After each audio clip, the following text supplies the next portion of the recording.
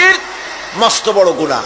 শিরক সম্পর্কে আল্লাহ পাক বলেছেন, হযরত লোকমান তার কথা কোরআন শরীফ কোট করেছে, লা তুশরিক বিল্লাহ ইন্না শিরকা লাযুলমুন আযীম। শিরক হচ্ছে মস্ত বড় অপরাধ, খবরদার শিরক করো না, মস্ত বড় জুলম, শিরক করো না।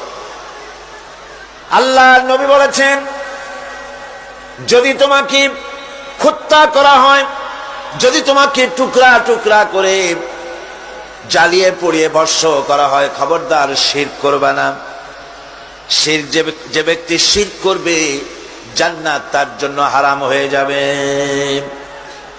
আল্লাহ রাব্বুল আলামিন বলেন, ইন্নাহু মান ইউশরিক বিল্লাহি ফাকাদ হারামাল্লাহু আলাইহিল জান্নাতা ওয়া মাওয়াহুন নার ওয়া মা লিয-যালিমিনা মিন আনসার।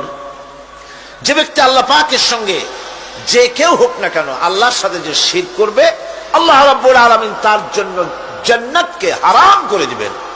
নাউযুবিল্লাহ পড়ে। তাকে আল্লাহ পাক জাহান্নাম দিবেন। কোথায় দিবেন? জাহান্নামের মধ্যে আল্লাহ পাক তাকে প্রবেশ করাবেন। সুতরাং এই শিরক হচ্ছে ক্ষমার অযোগ্য। আল্লাহ পাক শিরক